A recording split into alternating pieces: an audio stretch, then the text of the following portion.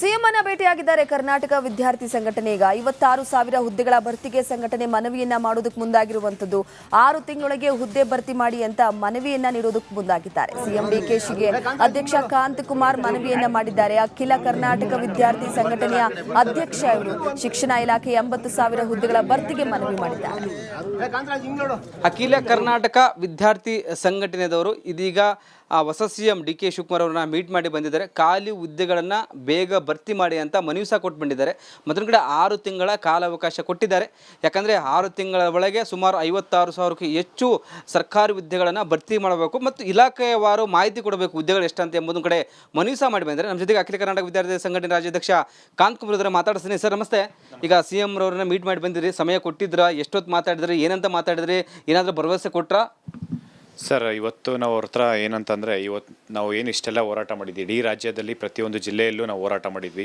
ಹೋರಾಟ ಮಾಡಿದ್ದಾದಮೇಲೆ ಮಾನ್ಯ ಮುಖ್ಯಮಂತ್ರಿ ಅಂದರೆ ಮಾಜಿ ಮುಖ್ಯಮಂತ್ರಿ ಸಿದ್ದರಾಮಯ್ಯ ಸರ್ ಇದ್ದಾಗ ಸುಮಾರು ಸುವರ್ಣಸೌಧದಲ್ಲಿ 1 ಅವರ್ ಚರ್ಚೆ ಮಾಡಿದ್ದಾದಮೇಲೆ 56,432 ಹುದ್ದೆಗಳನ್ನು ಮತ್ತು ಏನು ನಮ್ಮ ಬೇಡಿಕೆ ಅಷ್ಟು ಸಮಸ್ಯೆಗಳನ್ನು ಅವರು ಆಲಿಸಿ ಅದನ್ನು ಎಲ್ಲ ಸಮಸ್ಯೆಗಳನ್ನು 1 ಬೈ 1 ಸಾಲ್ವ್ ಮಾಡಿದರು. ಇವತ್ತು ಡಿ ಕೆ ಶಿವಕುಮಾರ್ ಸರ್ ಹತ್ರ ನಾವೇನು ಮನವಿ ಮಾಡ್ಕೊಂಡಿದ್ದೀವಿ ಅಂತಂದರೆ 56,432 ಹುದ್ದೆಗಳನ್ನು ಮುಂದಿನ 6 ತಿಂಗಳದು ಒಂದು ಈವೆಂಟ್ ಆಫ್ ಕ್ಯಾಲೆಂಡರ್ ಇರಬೇಕು. ಯಾವ ನೋಟಿಫಿಕೇಶನ್ ಮಾಡಿ ಎಕ್ಸಾಮ್ ಯಾವಾಗ, ರಿಸಲ್ಟ್ಸ್ ಯಾವಾಗ, ಆರ್ಡರ್ ಕಾಪಿ ಕೊಡ್ತೀರಿ ಅಂತ ಹೇಳ್ಬಿಟ್ಟು 6 ತಿಂಗಳದೊಂದು ಈವೆಂಟ್ ಆಫ್ ಕ್ಯಾಲೆಂಡರ್ ಇರಬೇಕು. ಇದ್ರ ಜೊತೆಯಲ್ಲಿ ಇದೇ ವರ್ಷ 50,000 ವೇಕೆನ್ಸಿ ಫಿಲ್ ಮಾಡಬೇಕು. ಮತ್ತು 56,432 ಹುದ್ದೆಗಳು 43 ಇಲಾಖೆಯಿಂದ ಯಾವ್ಯಾವ ಹುದ್ದೆ ಯಾವ್ಯಾವ ಪೋಸ್ಟ್ ಇದೆ ಅಂದರೆ ಯಾವ್ಯಾವ ಇಲಾಖೆಯಲ್ಲಿ ಎಷ್ಟು ಪೋಸ್ಟ್ ಖಾಲಿ ಹುದ್ದೆ ಇದೆ. ನೀವು ಈ ಸತಿ ನೋಟಿಫಿಕೇಶನ್ಸ್ ಮಾಡ್ತಾ ಇರೋದು ಎಷ್ಟು ಖಾಲಿ ಹುದ್ದೆ ಇದೆ ಅಂತ ನಮಗೆ ಗೊತ್ತಿದೆ. ಬಟ್ ಎಷ್ಟು ವೇಕೆನ್ಸಿ ಕರೀತಾ ಇದ್ದೀರಾ ನೋಟಿಫಿಕೇಶನು, ಪ್ರತಿಯೊಂದು ಇಲಾಖೆಯಿಂದ ನಮಗೆ ಮಾಹಿತಿ ಕೊಡಿ ಅಂತ ಹೇಳ್ಬಿಟ್ಟು ನಾವು ಸರ್ಕಾರ ಕೇಳ್ಕೊಂಡಿದ್ದೀವಿ ಸರ್. ಇದನ್ನು ಆದಷ್ಟು ಬೇಗ ಏನಂದರೆ ವಿತಿನ್ 1 ವೀಕಲ್ಲಿ ಎಲ್ಲ ಪ್ರೋಸೆಸ್ಸು ಸ್ಟಾರ್ಟ್ ಆಗಬೇಕು.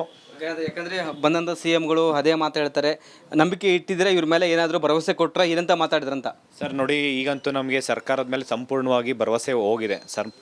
ಸರ್ಕಾರದ ಮೇಲೆ ಯಾವುದೇ ರೀತಿ ಭರವಸೆ ಇಲ್ಲ. ಯಾಕೆ ಅಂತಂದರೆ ಇವರು ಸ್ಟೇಟ್ಮೆಂಟ್ಸ್ ಮೇಲೆ ಸ್ಟೇಟ್ಮೆಂಟ್ಸು ಸುಳ್ಳು ಭರವಸೆಗಳನ್ನು ಕೇಳಿ ಕೇಳಿ ಕೇಳಿ ಇವತ್ತು ನಿಜ ಹೇಳಿದ್ರು ನಂಬೋ ಅಂಥ ಪರಿಸ್ಥಿತಿಯಲ್ಲಿ ನಾನಲ್ಲ ಸರ್. ಇವತ್ತು ಆಸ್ಪಿರೆಂಟ್ಸು ಸ್ಟೂಡೆಂಟ್ಸ್ ಇಲ್ಲ, ಯಾವುದದು ಕಾರ್ಯರೂಪಕ್ಕೆ ಬರುತ್ತೆ ಅಲ್ಲಿವರೆಗೂ ಯಾವ ಸ್ಟೂಡೆಂಟ್ಸ್ಗಾಗಿರ್ಬೋದು, ಯಾವ ಸಂಘಟನೆಗಳಿಗಿರ್ಬೋದು, ನಮಗಂತೂ ಅದ್ರ ಮೇಲೆ ನಂಬಿಕೆ ಇಲ್ಲ ಸರ್. ಫಸ್ಟ್ ಅದು ಕಾರ್ಯರೂಪಕ್ಕೆ ಬರಬೇಕು.